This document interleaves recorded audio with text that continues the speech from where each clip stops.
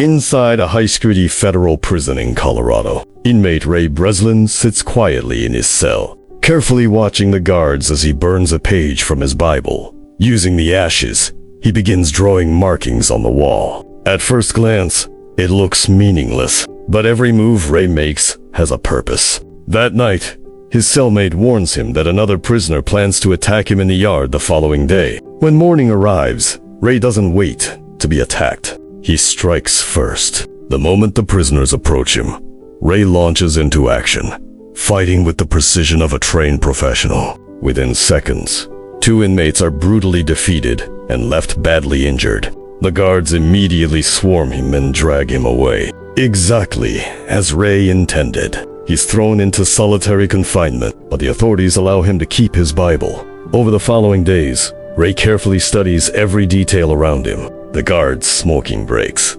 The shift changes. The keypad, security lock, nothing escapes his attention. At the same time, he begins soaking pieces of toilet paper in water and rolling them into small balls, hiding them inside an empty toilet paper tube. When lunch arrives, Ray secretly removes a transparent plastic sheet from a milk carton and hides it away. One afternoon, he casually asks a guard for the time. Then, he starts counting. Seconds, minutes, patterns. Everything is part of a larger plan. Outside the prison, a mysterious woman parks a vehicle in the parking lot and calmly walks away. Moments later, she presses a remote control. The car explodes. The massive blast throws the prison into chaos. Alarms sound.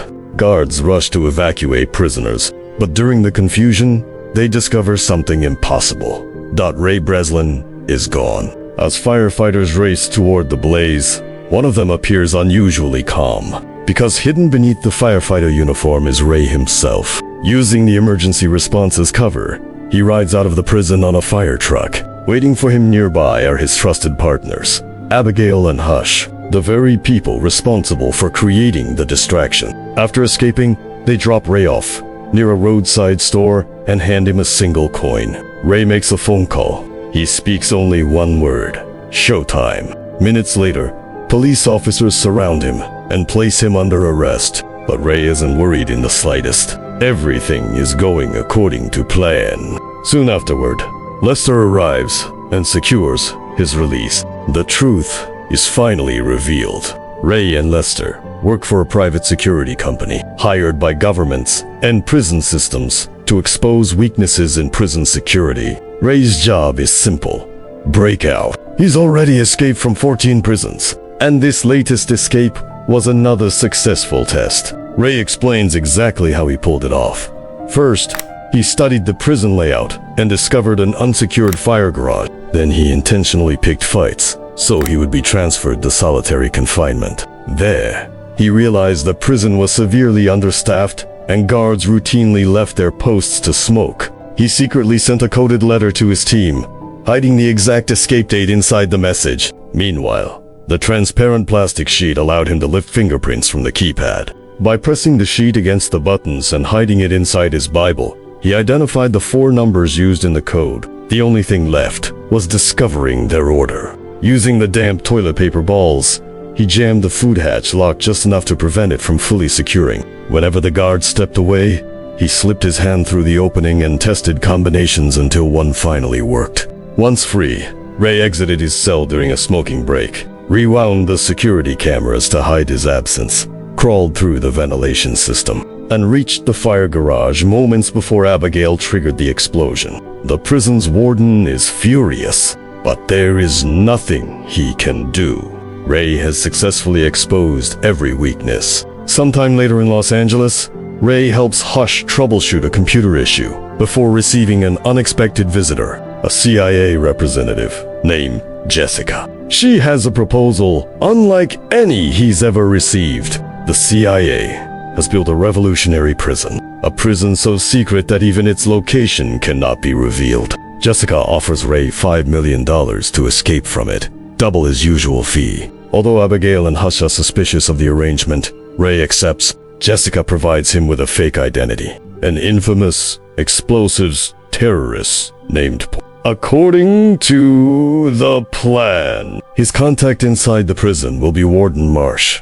He's also given an emergency evacuation code in case something goes wrong. A few days later, in New Orleans, Abigail and Hush remain uneasy about the mission, since they know almost nothing about the prison. They convince Ray to carry a tracking device. The tiny transmitter is injected directly into his arm. Soon afterward, Ray waits alone on a street corner for pickup. Suddenly, masked men ambush him. A taser drops him instantly. He's thrown into a van and searched. Within minutes, the kidnappers discover the tracking device. They cut it out immediately. At the same moment, Abigail and Hush watch Ray's signal vanish from their screens. Then Ray is injected with a sedative. Everything goes black. When he finally regains consciousness, he's inside a helicopter. Still groggy, he watches in horror as a guard named Drake brutally beats another prisoner. Then, without hesitation, Drake stabs the inmate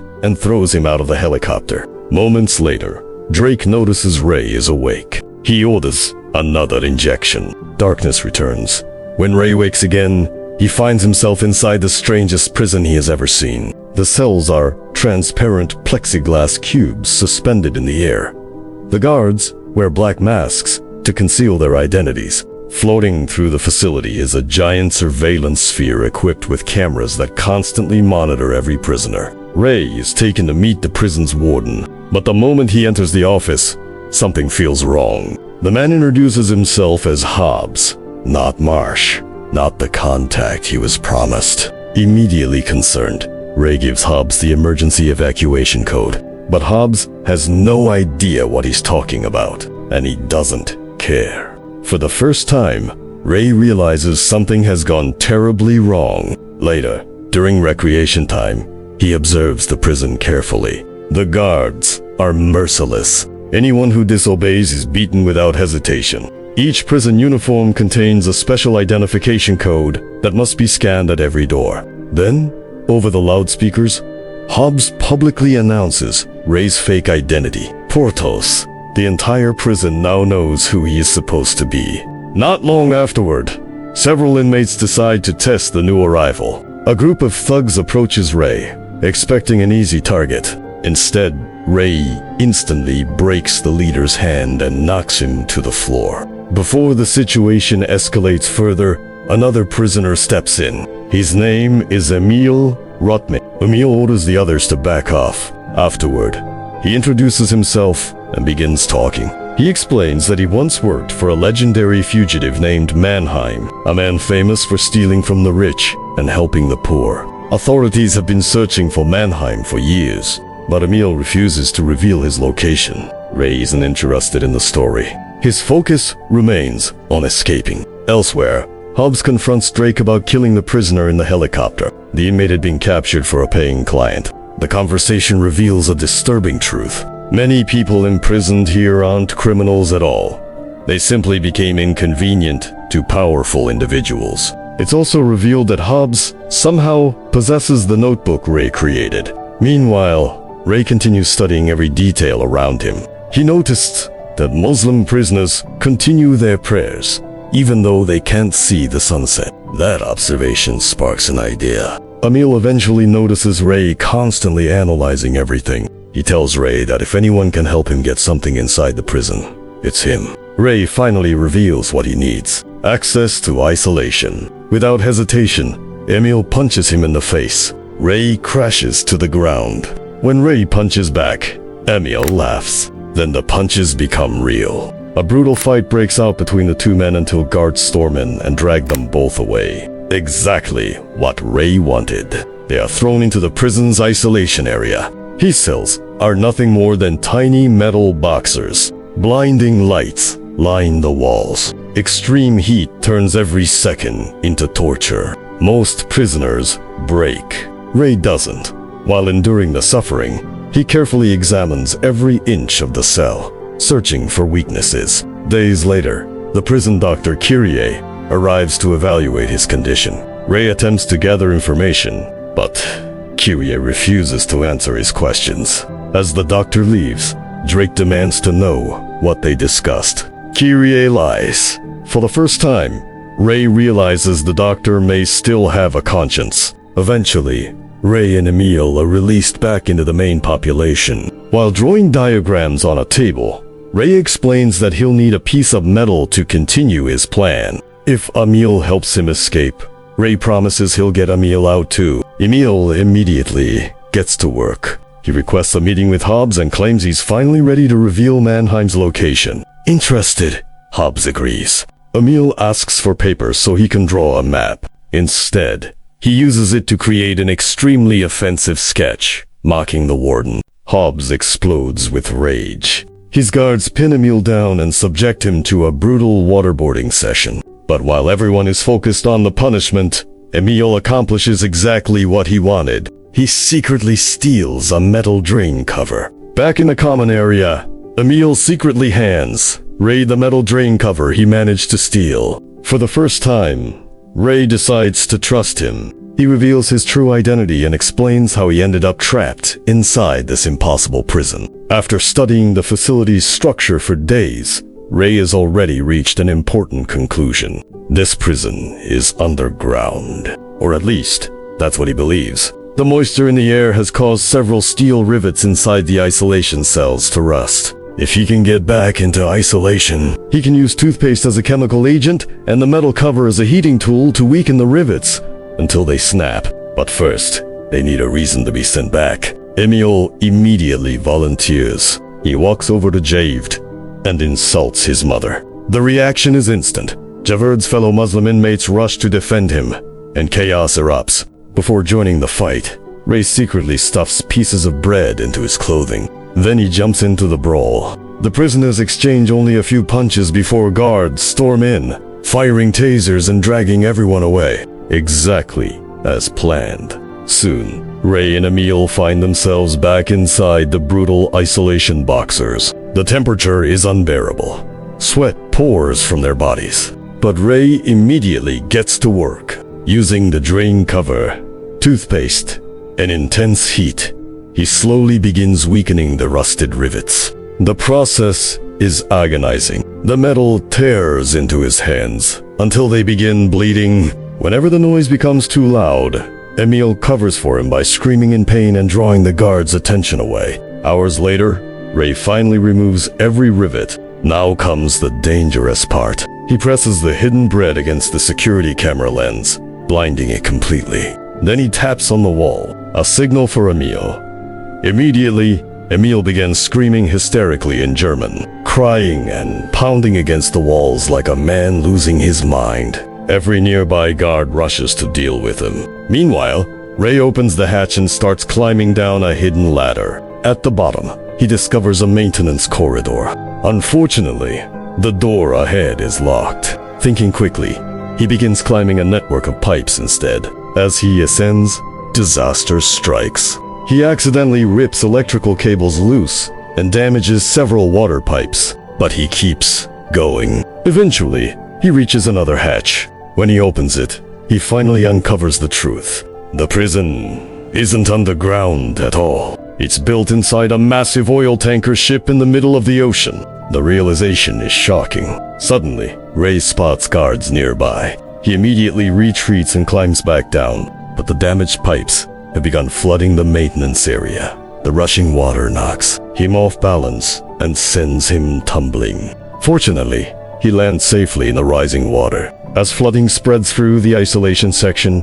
alarms begin blaring across the prison. Guards rush to evacuate the inmates. Ray desperately swims against a powerful current and forces his way back through the maintenance system. After an exhausting struggle, he climbs back into his isolation box just seconds before the guards arrive. No one suspects a thing. Meanwhile, Abigail and Hush inform Lester that Jessica's payment has suddenly been frozen. Oddly enough, Lester doesn't seem concerned. He claims he's already spoken to Jessica and insists everything is under control. Back on the ship, Hobbs investigates the flooding incident. While examining Ray's isolation box, he discovers the missing rivets. His suspicions immediately grow. Moments later, Hobbs makes a private phone call, and the shocking betrayal is revealed. Lester has been working with him all along. Not only does Lester reveal Ray's true identity, but he also asks Hobbs to keep Ray imprisoned forever.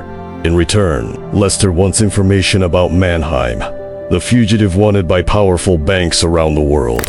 When Hobbs reveals that Emil may be assisting Ray, Lester gives him permission to break Ray mentally and physically. The next phase of torture begins. Every night, a guard repeatedly taps on Ray's cell wall, preventing him from sleeping. Every morning, the same guard brutally beats him as a wake-up call. Day after day, week after week, Ray's body becomes weaker and weaker. Soon, he can barely stand. Yet, Emil refuses to let him give up, constantly encouraging him. Emil keeps his spirits alive. Eventually, Ray opens up about his past. Years ago, he worked as a prosecutor. One criminal he successfully put behind bars later escaped and murdered Ray's wife and child in revenge. The drawing Ray has been working on throughout the prison is actually the final memory he has of his son. Since that tragedy, he has dedicated his life to making sure dangerous criminals never escape again. Despite the abuse, Ray continues studying the prison. He memorizes guard schedules, learns their habits, even begins identifying individual guards by their body shapes and movements. But one question still remains unanswered. Where exactly are they? One day during lunch, Emil suddenly stabs Ray. The injury appears serious. As intended, Ray is immediately escorted to Dr. Curier's office for treatment. While receiving stitches, Ray suddenly collapses and pretends to be in extreme pain. During the confusion, he secretly steals several small items from a nearby tray. Before leaving, he reminds Curie about the oath. Doctors swear to protect life. The doctor remains silent, but Ray knows he's listening. Back in the common area, Emil secretly provides 2 more items, a pen and a pair of glasses. Keeping his hands hidden beneath the table, Ray begins constructing a crude sextant, a tool that can determine their location using the stars. Unfortunately, Hobbs and Drake notice suspicious hand movements through the surveillance system. Before they can investigate, Ray hides the device. Then he's dragged away to meet Hobbs. This time, the warden drops all pretenses. He reveals that he knows Ray's real identity. Even worse, Hobbs admits that he used Ray's own prison security book as the blueprint for designing this facility. In other words, Ray is trapped inside a prison built from his own ideas. Hobbs intends to keep him there forever. Thinking quickly, Ray lies. He claims he can help locate Mannheim through Emil. The bait works. Hobbs lets him return. Back in the common area, Ray immediately shares the new plan. Later, while feeding Hobbs fake information about Mannheim, Emil approaches Javed and hands him the completed sextant in exchange for helping them.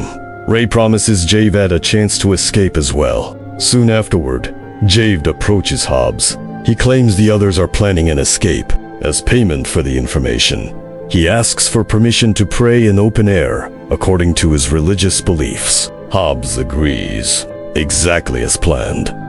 That night, Javed uses the sextant under the open sky and records the necessary measurements. The next day, he secretly passes his notes to Ray during lunch, combining the data with several observations. The weather he experienced during his exploration, the date mentioned by a new prisoner, and even the direction water spins inside the toilets. Ray finally reaches an answer. They are near the coast of Morocco. Now he knows where the prison is. The final escape can begin. To reach Kyrie again, Ray swallows laundry powder and intentionally makes himself sick. As expected, he's sent to the doctor's office.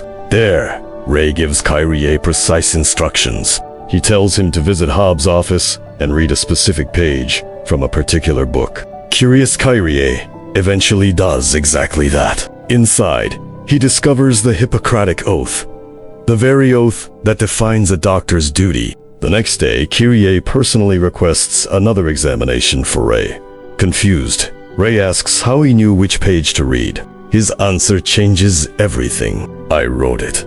At that moment, Kyrie finally realizes who Ray truly is, and he decides to help. Meanwhile, Ray feeds Hobbs another fake location for men. The lie buys them 24 more hours before Hobbs discovers the truth. The countdown has begun. As part of the operation, Javed once again provides information to Hobbs. This time, he reveals details of an upcoming escape attempt. Hobbs immediately reviews the surveillance footage. There, he notices Ray tapping messages on his wall. Morse code. After decoding it, the guards discover instructions for a riot in cell block C during prisoner transfers. Believing they've uncovered the plan, Hobbs redirects most of his security forces. Exactly what Ray wanted. At the same time, Cuvier secretly sends a coded email requesting outside assistance. When the majority of the guards move toward Block C, Javed launches a riot inside the common area. Within seconds, the prison descends into complete chaos. Prisoners fight.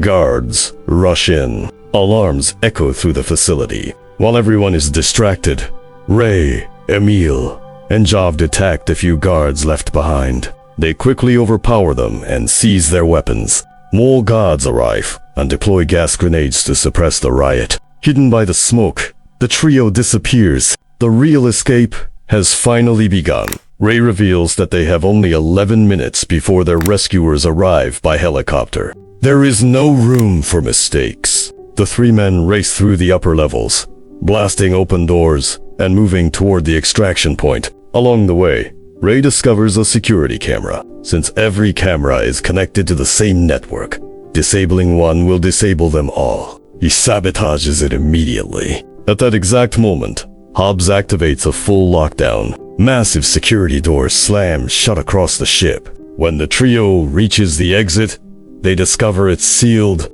Now trapped, they are forced to search for another route. Soon, armed guards surround them and open fire. A fierce gun battle erupts. Ray and the others fight back, eliminating the attackers. But during the exchange, Javed is wounded. More guards are approaching. Emil and Ray help him retreat behind cover. Then Ray discovers how the guards keep tracking them. Motion detectors. He disables the sensors, while Hobbs angrily taunts him over the loudspeakers. Realizing they need a bigger solution, Ray decides to shut down the ship's power. He hands his weapon to Javed and orders him and Emil to continue toward the extraction point. Then he heads alone for the engine room. After he leaves, Javed quietly admits the truth. He isn't going to make it. Taking Emil's weapon as well, he orders his friend to leave without him. Emil reluctantly obeys. Moments later, guards surround Javed. Knowing his fate is sealed, he stands his ground.